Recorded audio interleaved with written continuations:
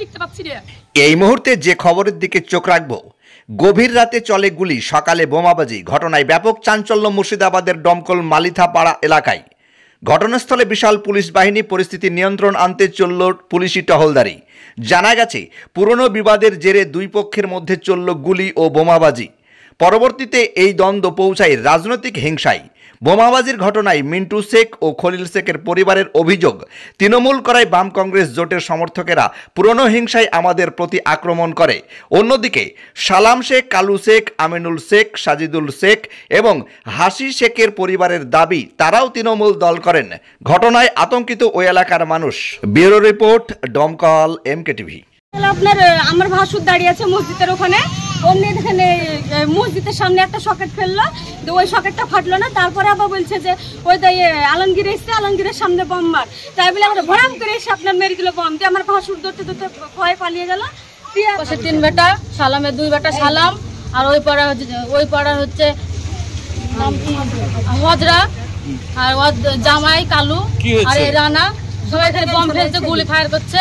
কাল রাতে হয়েছে, আজ সকালে নাজির, তারপরে আব্বাসের দুই বেটা, আব্বাসের তিন বেটা, আর সালামের দুই বেটা, আর সালাম হজরা রান্না সব এখানে বম ফায়ার করলো। এখানে পাটাপাটির ব্যাপারে, পাটাপাটির ব্যাপারে। কি পার্টি?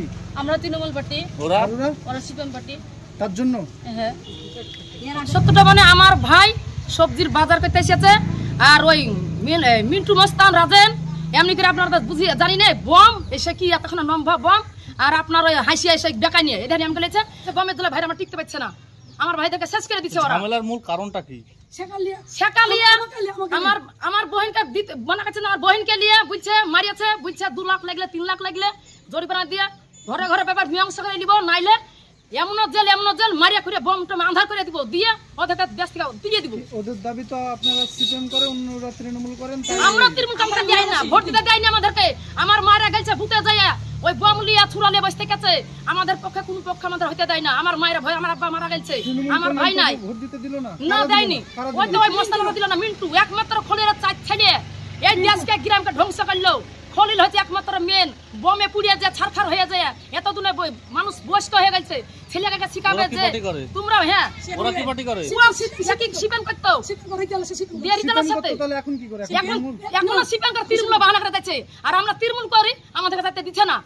খালি মারবো আসুক ভয়ের জন্য। ঠিক আছে, আমরা তো এরা এমন চিৎকার করছে, কান্না করছে, এখানে এসে আমরা দাঁড়িয়েছি। আমার যাদের বাড়ি কেমন মারাটা লেগেছে, এভাবে এসে দাঁড়িয়েছি। ঠিক আছে, আমার স্বামী আমার ঘুমাচ্ছিল, ঠিক আছে, আমার ঘুমাচ্ছিল, আমার পেছনে দাঁড়িয়েছে, আমার পিছনে এসে দাঁড়িয়েছে। তখন ওই যে এদিক থেকে সব মানে বম নিয়ে এসছে, সালাম আর মানে কত সব, আমরা তো ওই পাড়ার নাম মানুষের নাম জানিনি। আমার স্বামীকে দেখে বলছে ওই যে আলমগীর আছে, এরা উঠেছে, এদিকে গেছে, আর বম মারলো ওই গেটে একটা, তিনটা গেটে বম মারলো। ঠিক আছে, কাদের বাড়িতে বম মারলো? এইখানে সাজানের গেটে একটা, মিন্টুর গেটে একটা, গলির মধ্যে তলোয়ার নিয়ে ঢুকে পড়েছে।